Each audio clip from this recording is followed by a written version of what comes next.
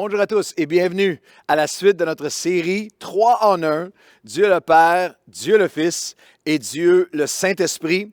Et plus particulièrement, notre thème aujourd'hui, la deuxième partie d'un message que j'ai commencé, qui est déjà en ligne, qui s'intitule « L'Église selon Jésus ». Et aujourd'hui, le thème d'un message pastoral prophétique. Comme pasteur de l'Église Nouvelle Vie, je crois qu'il y a une teneur prophétique annonciatrice des choses à venir dans le message d'aujourd'hui, l'Église selon Jésus, dans un contexte particulier parce que nous sommes encore la semaine de notre 28e anniversaire de Nouvelle Vie. Il y a 28 ans, presque jour pour jour, la vision était lancée. Puis on se retrouve aujourd'hui avec un sens d'annoncer la prochaine étape de la vision et les fondements de notre vision pour l'Église Nouvelle Vie, en implantation d'église, une église en multisite, sur plusieurs sites et avec une vision que Dieu a mis dans mon cœur, dans nos cœurs, pour avoir 10 000 chrétiens de Nouvelle Vie, dans des églises Nouvelle Vie, dans la prochaine décennie. Et on a regardé ensemble aux 3 fondements de notre vision de l'Église selon Jésus. Dans le message précédent, le fondement numéro 1, c'est que c'est Jésus qui bâtit son Église. Matthieu 16, 13 à 18, « Je bâtirai mon Église et les portes du séjour des morts ne prévaudront pas contre elle. » Alors, c'est ce que Jésus fait, c'est ce qu'on a vécu depuis 28 ans à travers vents et marées, quel que soit ce qui peut venir contre l'Église. L'Église, Jésus bâtit son Église et c'est aussi ce que Dieu a mis sur nos cœurs et c'est ce que nous croyons que nous allons vivre dans la prochaine étape de cette vision, mais maintenant, non seulement localement, mais à travers la province de Québec. Jésus bâtit son Église, je bâtirai mon Église. Jésus bénit son Église. Matthieu 16, 19, il l'a béni en lui donnant des clés. Je vous donnerai des clés, les clés du royaume de Dieu. Ce que vous lirez sur la terre sera lié dans les cieux. Ce que vous délierez sur la terre sera délié dans les cieux. Et ces clés que Jésus donne, nous a données et que nous devons continuer à poursuivre, renouveler avec des clés du trésor ancien, les choses qui sont immuables, mais aussi des clés du trésor nouveau, des choses nouvelles, comme cette vision vers le multisite que le Seigneur met sur notre cœur. Avec les clés que Dieu donne, ces clés font de l'Église une force qui est inarrêtable. L'Église ne peut pas être arrêtée. Elle est invincible, elle est indestructible. L'Église de Dieu est immense. Elle est immense dans son impact et dans son influence. Mais elle est aussi infiniment intime et personnelle. C'est une personne à la fois. Toucher des multitudes, une personne à la fois. À la Pentecôte, des milliers sont convertis, mais des flammes de feu se posaient sur chacun d'eux. Alors Jésus bâtit son Église, bénit son Église avec les clés qu'il nous donne. Et Jésus, on l'a vu dans le dernier message, doit bannir. Il y a des choses qu'il doit bannir de son Église. À Pierre, qui vient de recevoir la révélation dans Matthieu 16, révélation qui venait du Père, il le met en garde contre des pensées les pensées que tu viens d'exprimer ne sont pas de Dieu, mais elles sont celles des hommes. Depuis nos débuts, et chaque jour, chaque année, chaque jour, dans chaque saison de Nouvelle Vie, depuis 28 ans, dans le jeûne, la prière, l'humilité, la recherche de Dieu, Dieu nous rappelle et nous ramène à cette réalité que les pensées de Dieu, du Dieu 3 en 1, Dieu le Père, Dieu le Fils et Dieu le Saint-Esprit ne sont pas les nôtres, qu'elles sont infiniment au-dessus des nôtres. C'est pourquoi nous avons continuellement besoin de poursuivre et de rechercher la volonté de Dieu, et afin que Dieu puisse venir renverser nos pensées à nous, nos concepts à nous. Nous n'avions aucune idée. Lorsqu'on a commencé une nouvelle vie, on pensait savoir ce qui était pour arriver, mais Dieu avait des choses tellement infiniment au-delà de nos pensées à nous. Alors, on a besoin de continuellement, encore une fois, continuer à bannir de nos pensées les limitations des dimensions humaines. Dieu veut renverser, déraciner les pensées qui ne sont pas de lui en nous. Réduire, remplacer même nos pensées humaines d'incrédulité, d'impossibilité, de petitesse, de peur, par la révélation. Ce n'est pas par la chair et le sang, c'est par mon Père qui est dans les cieux, par la révélation de ce que lui a préparé. En fait, Jésus veut révolutionner. Jésus révolutionne les balises de son Église. Il bâtit son Église, bénit son Église, bannit de son Église et il révolutionne les balises de son Église. De Dieu le Père, Dieu le Fils, Dieu le Saint-Esprit, à la résurrection, Jésus donne son mandat dans Matthieu 28, versets 16 à 20. Les 11 disciples allèrent en Galilée sur la montagne que Jésus leur avait désignée. Et quand ils le virent, ils se prosternèrent devant lui. Le mot parle d'adoration. Mais quelques-uns eurent des doutes. Jésus s'étant approché, leur parlant ainsi, « Tout pouvoir m'a été donné dans le ciel, sur la terre. Vous êtes venus pour m'adorer, mais maintenant, allez pour annoncer. Allez, faites de toutes les nations des disciples, les baptisant au nom du Dieu trois en un, au nom de Dieu le Père et du Fils et du Saint-Esprit. » Notre vision pour la prochaine décennie, 10 000 chrétiens, nouvelle vie aux quatre coins du Québec, dans des églises en multisite. Pourquoi? Parce que la montagne à laquelle Jésus nous appelle en est une d'adoration à ses pieds, oui, mais ne peut jamais s'arrêter là. Nous devons aussi aller, nous devons annoncer. Et nous devons atteindre ce monde par son pouvoir. Tout pouvoir m'a été donné. L'Église n'a jamais été appelée à être limitée à produire de la musique ou du matériel en ligne que chacun regarde, chacun chez soi et qui est visionné par des chrétiens, par 99% par des chrétiens, sans établir des églises, faire des disciples au nom de Dieu le Père, Dieu le Fils et Dieu le Saint-Esprit. Écoutez-moi bien.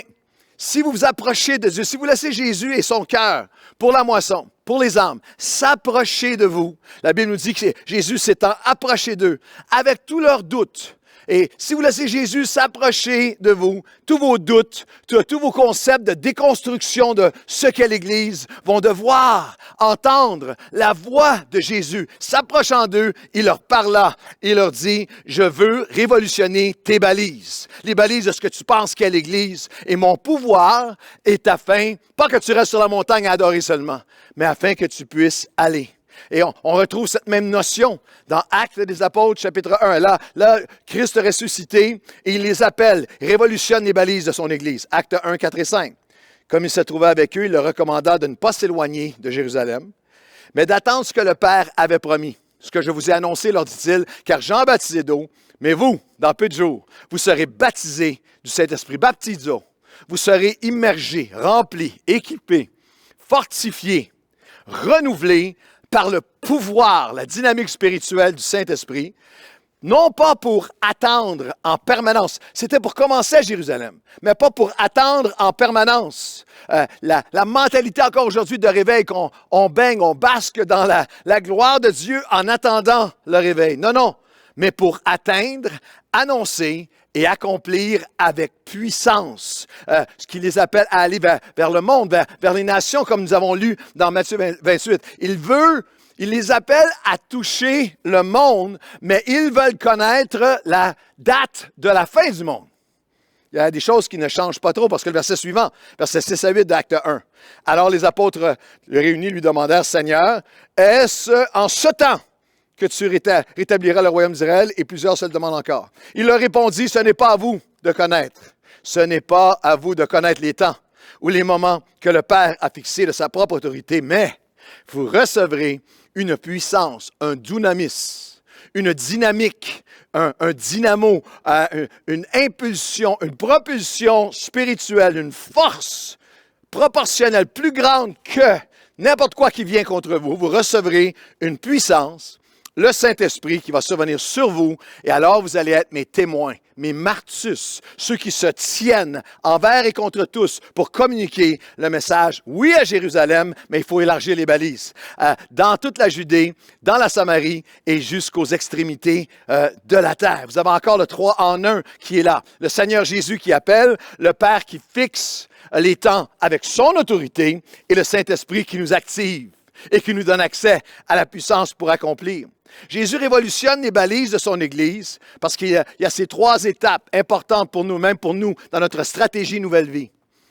À Jérusalem, où l'œuvre a débuté, où la Pentecôte va prendre place, où il va déverser son esprit, l'Église va naître. À notre Jérusalem, notre Longueuil dans notre cas, dans la Judée et la Samarie, notre nation, la province de Québec, et jusqu'aux extrémités de la terre, la francophonie. La notion de Jérusalem en premier est biblique, la notion d'église locale. Mais il faut faire extrêmement attention parce que le concept biblique de l'église locale peut devenir contaminé par le virus du légalisme, de la petitesse et même de la manipulation spirituelle. Il faut absolument que tu aies, avec une vision réductrice, tu dois rester dans ta ville, l'église locale seulement nous, toujours tourner sur nous. 30 ans plus tard, on est encore seulement tourné sur nous. Et c'est intéressant qu'il est aussi possible, à l'autre extrême du spectre, aussi possible de devenir tellement extrémité de la terre que tu as perdu la vision du Seigneur pour ta ville et pour ta nation. Et j'ai jamais vu cette tentation, j'ai jamais vu ce piège aussi, cette tendance aussi présente qu'en ce moment. Parce qu'en sortant en ce moment avec les médias sociaux et avec l'Église en ligne, j'entends des voix pastorales qui disent maintenant, ma vraie Église, c'est en ligne. C'est les gens aux extrémités de la terre, sans vision pour le local et pour le national. Nous avons besoin, comme Église Nouvelle Vie, d'avoir cette notion de, nous allons développer, continuer à développer localement, à Longueuil, à Jérusalem, mais aussi dans notre Judée, dans la province de Québec, en implantant des églises. Ce qui est fascinant, c'est à quel point Dieu a dû travailler leur cœur. Parce qu'il les a appelés aux nations, à la Judée, Samarie, extrémité de la terre. Mais de Acte 1 jusqu'à Acte 10, l'Église, elle est méga à Jérusalem, mais elle atteint seulement une catégorie de personnes. Elle atteint seulement des Juifs à l'époque. Acte 2, première église de Pentecôte de Jérusalem, première église Nouvelle Vie de Jérusalem, 3000 Acte 2, 3000 personnes, 3000 hommes, à part les femmes et les enfants. Acte 4, 5000 hommes, à part les femmes et les enfants. Il y a tous une méga église, mais ils ne vont pas vers les nations. Ils ne vont pas jusqu'à Acte 10. Il n'y a même pas personne qui communique l'Évangile aux non-juifs. Ils la gardaient exclusivement pour eux-mêmes. Acte 10, 9 et 19 à 21, on a un moment où l'apôtre Pierre est en prière et le lendemain, comme ils étaient en route et qu'ils s'approchaient de la ville, Pierre monta sur le toit, c'était la 6e heure, midi, pour prier. Et comme il était à réfléchir sur le sens de la vision, Dieu lui donne une vision où tous ces paradigmes, toutes ces balises sont renversées. Ce qu'il considérait comme impur, tous les non-juifs, l'ouverture spirituelle se fait. Et pendant qu'il réfléchit à cette vision, l'Esprit lui dit, « Voici, 3 hommes te demandent. Lève-toi, descends et pars avec eux sans hésiter, car c'est moi qui les ai envoyés. » Pierre donc descendit et dit à ces hommes, « Voici, je suis celui que vous cherchez. » Pierre avait des balises culturelles, religieuses, et Jésus s'apprête à révolutionner ces balises. Et tu vas aller à la maison de Corneille, qui était un centenier italien non juif. Et Pierre va avoir à rendre des comptes plus tard à tous les anciens à Jérusalem pour la direction qu'il a prise. Mais c'est là, dans la maison de Corneille, que les premiers non-juifs se convertissent et qui font en sorte que jusqu'à nous, aujourd'hui, en 2021, des multitudes hors du peuple d'Israël sont venus à lui. Remarquez bien, Jésus révolutionne les balises de son Église, non seulement lorsqu'elle prie, non seulement en les envoyant vers les nations, mais il envoie des personnes dirigées par son esprit vers nous pour l'accomplissement de son œuvre. N'est pas Nouvelle Vie, entendez aujourd'hui, lève-toi, Nouvelle Vie, sans hésiter, car Dieu dit, c'est moi qui les a envoyés. C'est comme ça que plusieurs des sites des développements de Nouvelle Vie a pris place. C'est comme ça que Nueva Vida est né lorsque David et Irma Mazinko ont été envoyés de Dieu vers nous avec un cœur, avec une vision. On s'est mis à œuvrer ensemble et l'établissement de l'Église Nueva Vida. C'est comme ça que la chapelle à Montréal est née avec David Poitier, plusieurs autres pasteurs David Poitier qui vient servir avec nous, mais qui dit, j'ai une vision envoyée vers nous, une vision vers Montréal. On était là au lancement, on est encore là aujourd'hui de voir l'œuvre de Dieu que Dieu fait là-bas. C'est comme ça que l'Église, plusieurs de nos églises, que l'Église de Drummondville, des gens qui voyageaient de Drummondville à Longueuil, envoyés vers nous en disant, nous avons un rêve, une vision pour une Église Nouvelle Vie qui va prendre place à Drummondville. Jésus veut révolutionner nos balises. Mais même là, encore après 10 chapitres, ils sont à Jérusalem seulement. Ils vont ouvrir vers les non-juifs, mais ils ne sont pas dans toutes les nations. Ils ne sont pas aux extrémités de la terre. Ils sont seulement à Jérusalem. Et là, on va voir comment Jésus utilise même. Il bâtit son Église, il la bénit, il bannit de son Église. Il va révolutionner les balises de son Église. Mais Jésus utilise les bouleversements extérieurs pour briser les barrières de son Église. L'Église est appelée aux nations, mais sont encore seulement à Jérusalem. Et Acte 8, 1 à 4. Comprenez le contexte. Ils sont à Jérusalem. Quelle Église? Il y avait une méga Église à Jérusalem. 10 000 personnes, la plus grande banque alimentaire de l'époque qui était là. Vous avez juste à voir Acte 6, des milliers qui étaient nourris. Une équipe pastorale, une équipe de prédicateurs, pas mal. Wow! C'est qui prêche dimanche à ton église? C'est l'apôtre Pierre, c'est pasteur Jacques, c'est pasteur Jean avec la mère de Jésus qui donne un témoignage et Lazare qui parle de sa résurrection. Imaginez-vous le nombre d'abonnés YouTube qu'il devait avoir. Imaginez-vous combien de centaines de milliers de vues il devait avoir. Mais ils sont encore seulement méga à Jérusalem. Et Dieu veut que l'église méga devienne une église méta, qui se transforme vers le cœur de Dieu afin de devenir un mouvement d'église. Une méga-église devient une méta-église, devient un mouvement d'église et sortir, il avait dit, de Jérusalem, mais la Samarie, la Judée, les extrémités de la terre. Et là, il y a un bouleversement extérieur qui prend place. Acte 8, 1 à 4. Saul avait approuvé le meurtre d'Étienne. Il y eut ce jour-là une grande persécution contre l'Église de Jérusalem. Et tous, excepté les apôtres, se dispersèrent dans les contrées, où? Vers la Judée et la Samarie. Des hommes pieux ensevelirent Étienne et le pleurèrent à grand bruit. Saul, de son côté, ravageait l'Église. Pénétrant dans les maisons, il en arrachait hommes et femmes, il faisait jeter en prison. Puis qu'est-ce qui est arrivé? Ceux qui avaient été dispersés bâtirent un avion en vol et allèrent en ligne à partir du mois de mars 2020 et se mirent à annoncer la bonne nouvelle de la parole partout. Il y a une vraie force extérieure. Il y a une vraie tragédie qui prend place. Ce qui prend place est hallucinant. Vous avez un homme de bien, Étienne, qui est en fait le responsable de la banque alimentaire et qui est amené par les pharisiens, par les religieux, qui est persécuté, qui est lapidé, qui est mis à mort. L'événement est tragique. Et suite à cela, Saul de Tarse, le persécuteur, ravage l'Église. Ils sont dispersés. Ils sont dispersés, on les arrache de leur maison, ils perdent tout. Et ils commencent à se répandre par cette persécution vers la Samarie, vers la Judée et vers ce qui était à l'époque les extrémités de la terre. Qu'est-ce que ce texte, ce passage nous enseigne aujourd'hui? Il nous enseigne que des pires tragédies, Jésus peut et veut faire émerger son Église avec un témoignage. Les actes ne banalisent pas le drame qui a pris place. Le meurtre d'Étienne était abject. Il y a des pleurs, il y a des cris, il y a des deuils. Nous ne sommes pas de ceux qui banalisons la pandémie que nous avons vécue, que nous vivons encore. Lorsqu'on parle de 4 à 5 millions de morts déclarés, certains disent que ça peut être 5, 10 fois plus, 11 000 morts au Québec. Il y a des larmes, il y a des tragédies, mais entends-le pour ta vie personnelle et entendons-le pour l'Église. Jésus veut utiliser les bouleversements extérieurs pour briser les barrières de son Église. Il les sort de Jérusalem à travers ces événements extérieurs. Les pires tragédies, Jésus peut faire émerger son Église avec un témoignage. La deuxième pensée, que Jésus utilise les bouleversements extérieurs pour l'avancement, briser les barrières de son Église, c'est que les plus cruelles injustices et discriminations contre des chrétiens qui sont innocents. Dans la réalité, Étienne était seulement un homme de bien, seulement un homme qui n'avait rien fait pour mériter ce qui lui arrivait.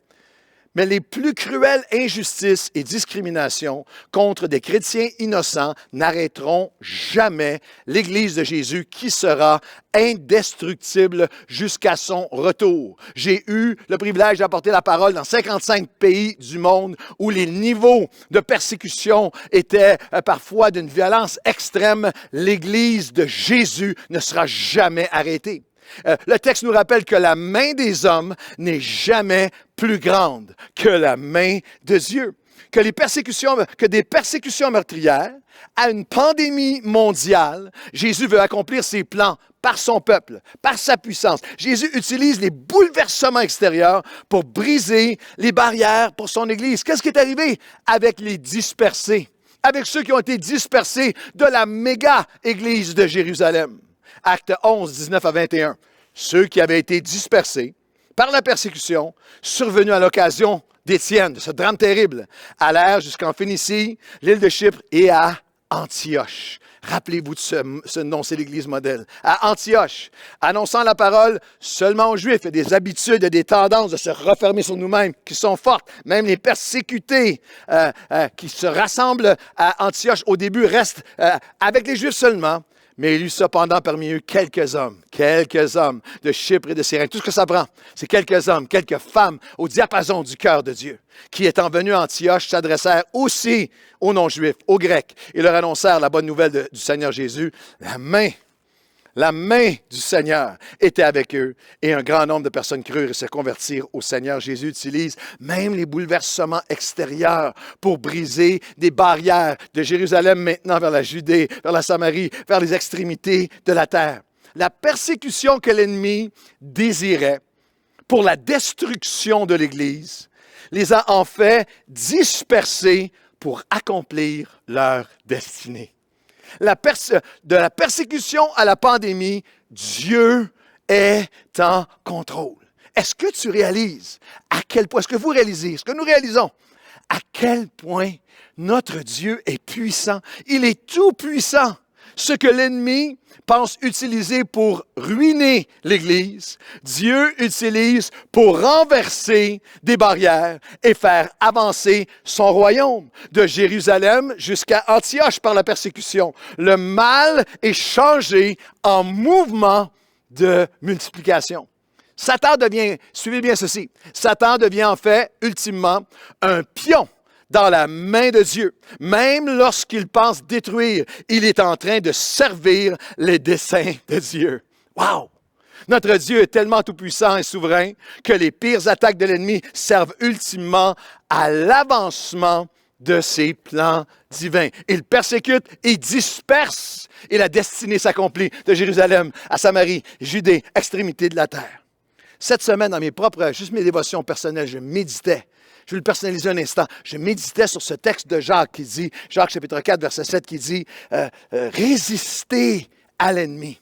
Résistez à l'ennemi. Antitémie. Opposez la force de Christ en vous à l'ennemi. Résistez à l'ennemi et il fuira loin de vous. Écoutez bien, cette pensée, elle est importante. Satan peut intimider seulement ceux qui se laissent intimider. Tu lui résistes, il va fuir. Il ne peut pas ceux qui ne le laissent pas. Ne soyez pas une victime facile pour l'ennemi. Il vous intimide et vous fuyez. Non, résistez-lui. Nous lui résistons. C'est ce qu'on a fait.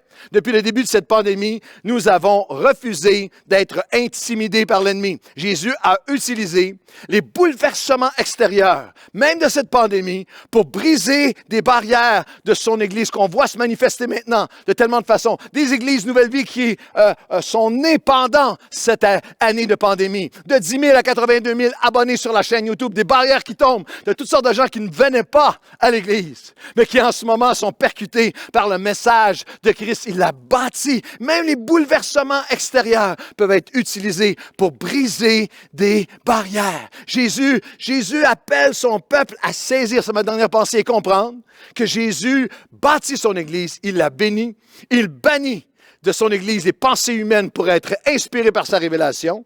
Il révolutionne les balises. Il utilise les bouleversements extérieurs pour briser les barrières devant son Église. Et je termine avec ceci. Jésus a besoin de nous pour restaurer la beauté de son Église. La beauté de son Église. Dans Actes 13, 1 à 4, c'est l'Église d'Antioche.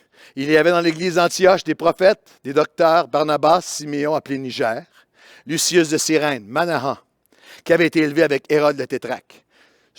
Pendant qu'ils servaient le Seigneur dans leur ministère et qu'ils jeûnaient, le Saint-Esprit dit, mettez-moi à part Barnabas et Saul pour l'œuvre à laquelle je les ai appelés.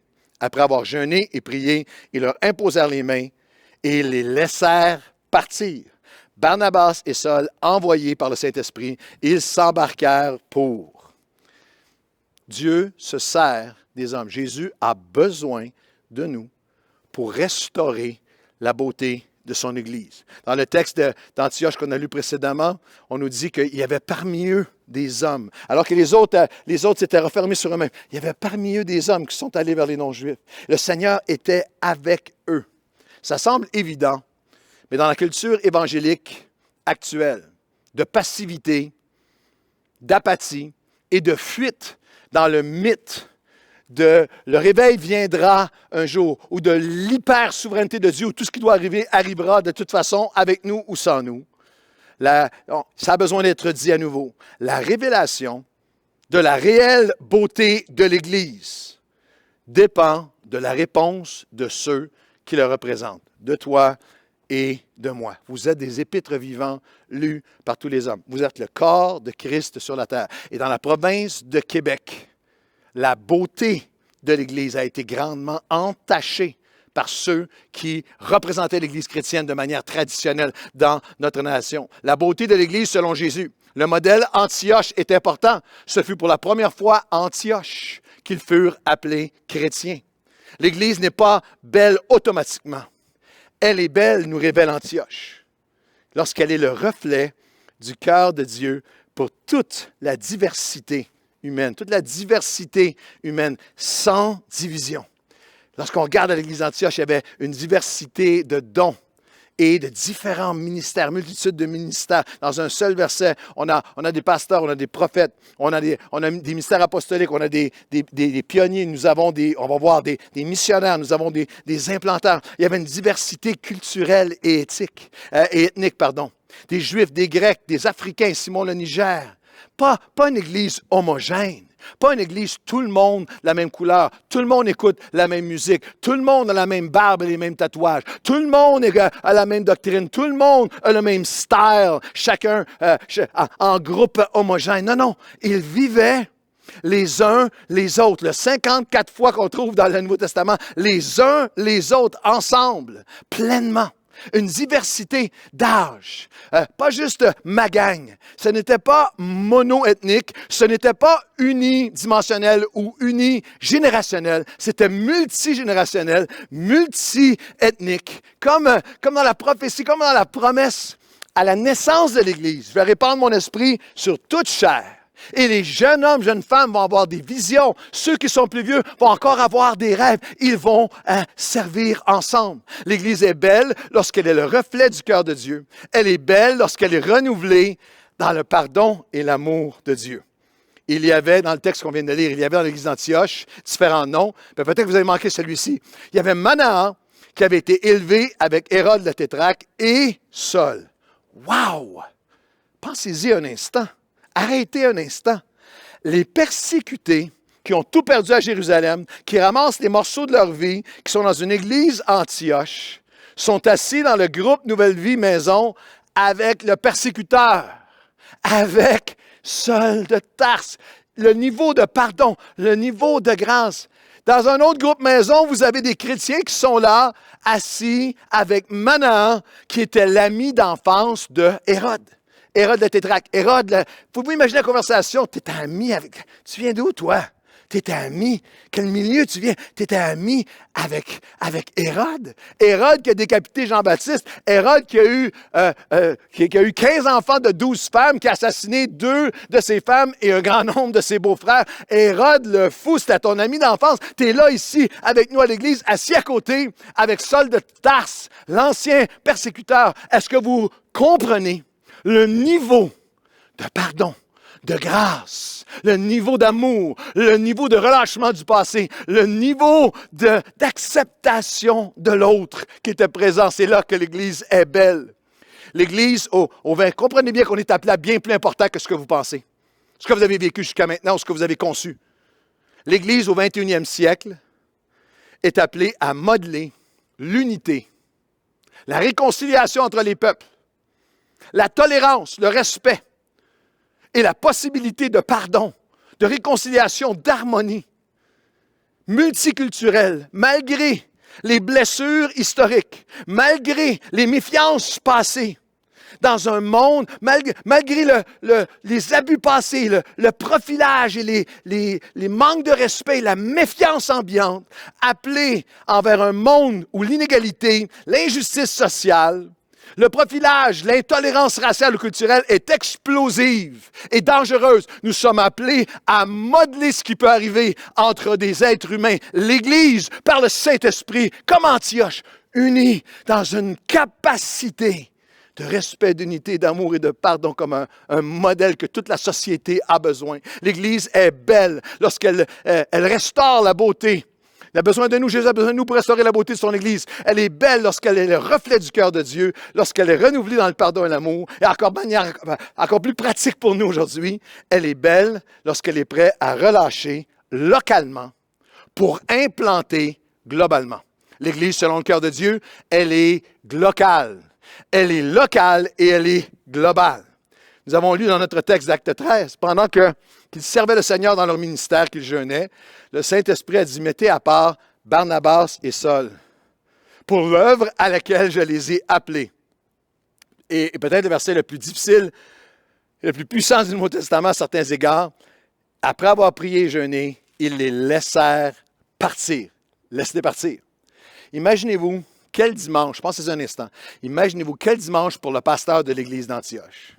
Le pasteur de l'Église d'Antioche, qui fait partie de ces persécutés qui sont venus, ont rebâti leur vie et il a un staff assez encourageant. Il a un staff assez formidable. Il a dans son équipe pastorale le plus grand enseignant de l'histoire, Paul. Et il a dans son staff pastoral le plus grand encourageur de l'histoire. Joseph, dans les Actes, qu'on appelle Barnabas, ils l'ont surnommé, ils l'ont changé de nom. Il s'appelait Joseph, Acte 2. Et il était un homme de moyens. Et il est venu un jour en vendant une de ses terres, une de ses propriétés, ses champs, puis a amené la somme aux pieds des disciples, puis il a dit, distribuez ça à ceux qui sont plus pauvres. Et croyez-moi, les pasteurs ont dit, waouh, il est vraiment encourageant, lui. C'est très encourageant. On va changer son nom. Tu t'appelles plus Joseph, tu t'appelles Barnabas, le fils de l'encouragement. Mais le Saint-Esprit dit, mettez à part, relâche, pasteur d'Antioche, pasteur de Nouvelle Vie, relâche, laisse aller, relâche, Barnabas, relâche ça. Tu peux imaginer le pasteur de dire, ça ne tente pas, Seigneur, prends Lucius, prends Simeon. Non, relâche ces deux-là. Je les ai appelés. Tu ne dois pas les retenir. Tu dois les soutenir. Tu dois les relâcher. L'Église est belle lorsqu'elle est prête à relâcher localement pour implanter globalement. Dans le jeûne, la prière, la foi, parfois, en retenant notre souffle, c'est ce que nous faisons depuis 28 ans à Nouvelle Vie. C'est pour ça qu'il y a des gens qui ont été formés à Nouvelle Vie, qui sont relâchés dans toute la province et dans toutes les nations. C'est pour ça que nous avons cette vision maintenant de multisites, où le Saint-Esprit dit, mettez à part David et Irma Mazenko et toute leur équipe pour l'œuvre de l'implantation d'une église hispanophone, qui est devenue une des plus grandes églises, sinon la plus grande église hispanophone au Canada. Et ce n'est que le commencement. Mettez à part pasteur Ben et Sophie Lutaine pour Nouvelle Vie, La Prairie, avec la bénédiction qui est sur ce couple, les dons que Dieu leur a donnés pour le développement de cette Église qui est en croissance. Mettez à part Florian et Julie Rollin pour l'œuvre à laquelle je les appelle à Châteauguay. Mettez à part, relâchez, laissez partir, équiper, former, développer, aider, pourvoyer, partager les ressources. On ne regarde pas tout à Longueuil, relâchez. Mettez à part David Élison et des centaines d'autres pour l'œuvre de Nouvelle Vie à Drummondville. Mettez à part André et Céline, Julien et Élise pour l'œuvre de Nouvelle Vie à Charlevoix. Et dans cette prochaine décennie, Dieu va dire, mettez à part des hommes, des femmes, toi peut-être, pour répondre à son appel, pour aller implanter son Église. Et l'Église est belle, je termine, non seulement lorsqu'elle est le reflet du cœur de Dieu, elle est renouvelée dans le pardon et l'amour de Dieu, prête à relâcher localement pour implanter globalement, mais elle est belle lorsqu'elle répond, lorsque chacun répond. Et chacun servait le Seigneur dans leur ministère. Est-ce que tu sers le Seigneur dans ton ministère? Est-ce que tu as perdu ton ministère? Relâché ton ministère? Laissé ton ministère, je comprends, pendant la période de pandémie, mais est-ce que tu reviens à ton ministère? Est-ce que tu es prêt à redécouvrir ton ministère? Vous savez, le mot bénévolat, du latin benevolus. Bene veut dire bien et volo, je veux. Je veux le bien. Je veux le bien de d'autres.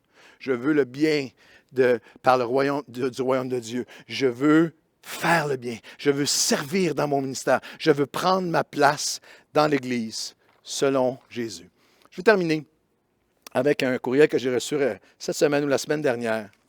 Il y a des centaines et centaines de personnes, peut-être un millier de bénévoles, mais des centaines et centaines de personnes à Nouvelle Vie sur tous nos sites qui servent passionnément. En cette semaine du 28e, il y a aussi des gens qui servent non seulement passionnément, bénévolement, qui veulent faire le bien depuis des années, des décennies. Un de ceux-là, Daniel Vachon, ici localement à Longueuil, est un pilier de notre Église. Lui, son épouse Angèle, des piliers des Nouvelles Vies, des serviteurs, des Barnabas, des personnes de service d'encouragement. Et lui m'a écrit un courriel et avec la permission des personnes concernées, il est extrêmement ému de lire ce courriel.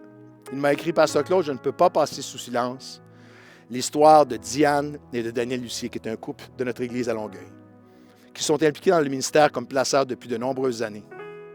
Dimanche matin, le 1er août, tout récemment, comme à l'habitude, Diane et Daniel se sont présentés fidèles à leur poste comme placeurs, comme si rien n'avait changé dans leur vie au cours des 12 derniers mois.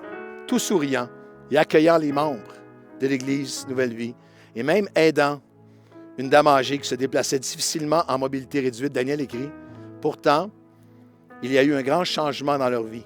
Diane étant diagnostiquée SLA, la sclérose latérale amyotrophique.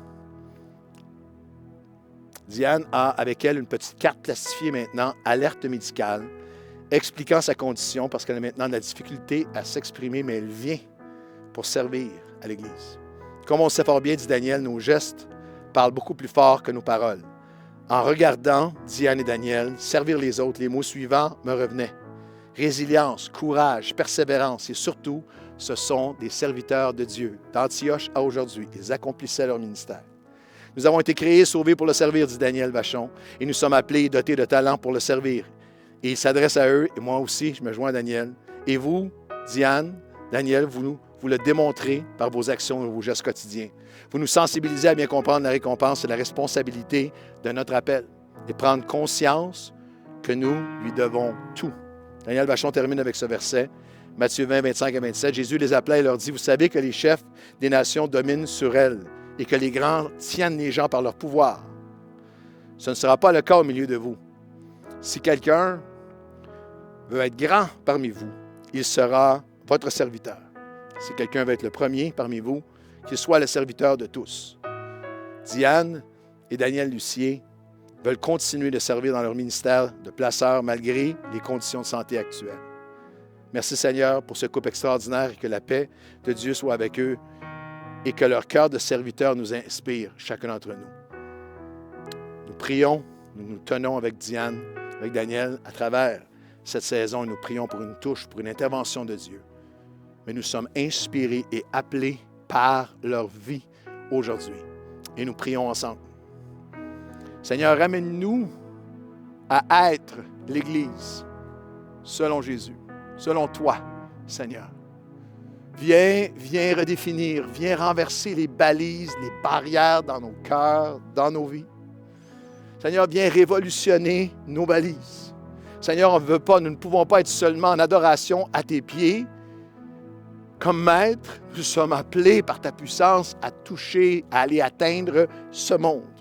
Non seulement à Jérusalem-Longueuil, mais Seigneur, partout dans la province de Québec et jusqu'aux extrémités de cette nation et partout aux quatre coins du Québec. Nous voulons être Antioche. Nous voulons être baptisés à nouveau, renouvelés à nouveau dans un amour, dans un niveau d'amour, d'unité, de pardon, de grâce qui deviendra une odeur, un modèle, un aimant pour une nation qui est divisée comme jamais. Et nous te demandons, Seigneur, remplis nos cœurs de foi au diapason du tien et je prie pour chaque personne qui entend le son de ma voix, qu'il puisse entendre ta voix à toi qui dit, viens maintenant, je veux te mettre à part, je t'ai équipé, je t'ai outillé, je t'ai fait traverser je t'ai donné toutes sortes de dons afin que tu puisses venir servir maintenant, accomplir ton ministère, afin que nous puissions briller, afin que nous puissions être ton corps sur terre, Seigneur Jésus, et que nous puissions restaurer une personne à la fois, une ville à la fois, la beauté de ton Église. Que des témoignages comme celui de Daniel et de Diane viennent nous percuter, nous réveiller, nous inspirer, alors qu'ils nous tracent le chemin. Nous marchons, Seigneur, avec eux. Nous marchons devant toi et nous te disons, Seigneur Jésus, viens bâtir ton Église, une Église selon ton cœur, et que je puisse trouver ma part dans cette Église, mon service, mon ministère, au nom de Jésus. Et tout le monde dit Amen et Amen. Que le Seigneur vous bénisse aujourd'hui alors que l'équipe d'adoration chante la grandeur de Dieu. Allez, répondez à l'appel de Dieu et bâtissons son Église ensemble.